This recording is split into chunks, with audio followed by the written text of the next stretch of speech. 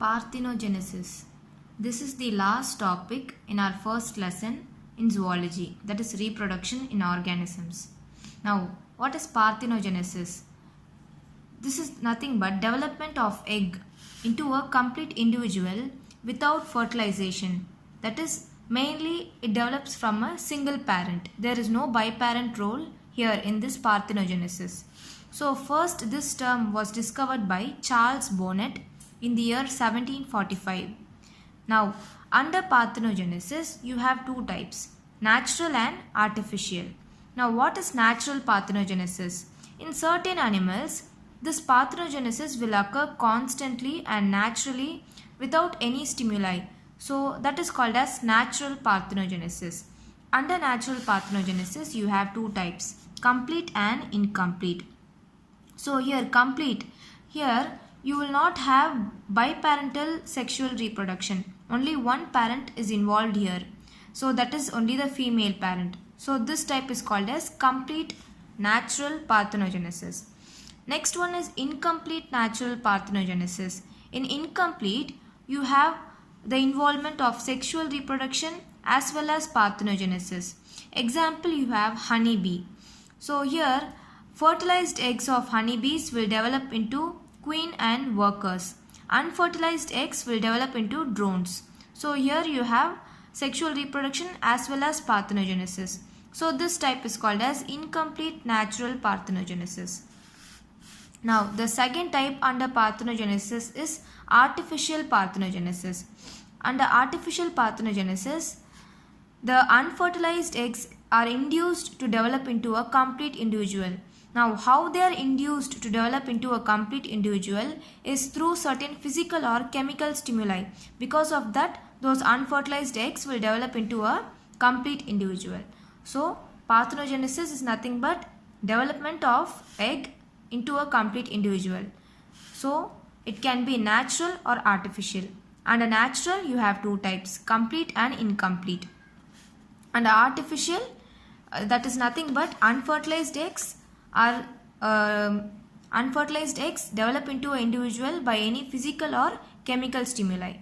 So, next one, animals are classified into three types, oviparous, viviparous, ovoviviparous. I think oviparous and viviparous terms are familiar for you. So, why they are segregated into three types is based on the site of development of embryo, where the embryo is developing, and whether the parent individual lays eggs or they give birth. So depending upon that, animals are segregated into three groups, oviparous, viviparous and ovoviviparous.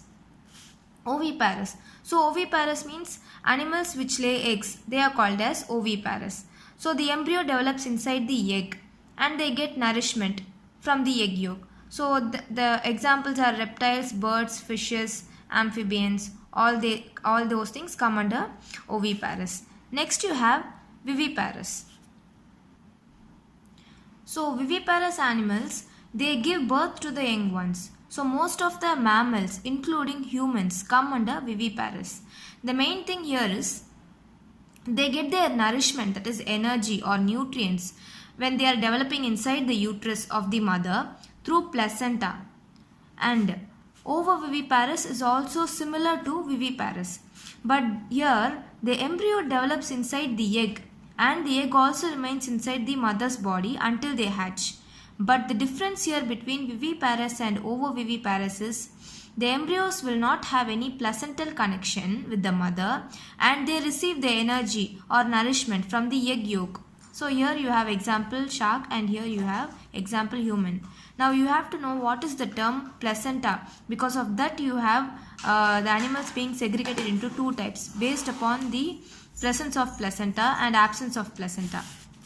So here this is the development of embryo inside the uterus of human.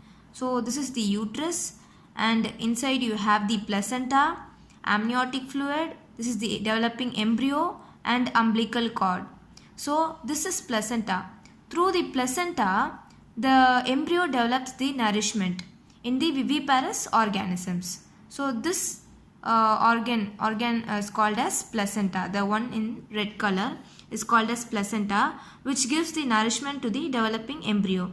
So in viviparous organisms, you have this placental connection with the mother and the embryo, whereas this ovoviviparous organisms will not have any connection, that is ovoviviparous embryos will not have any placental connection with their mother.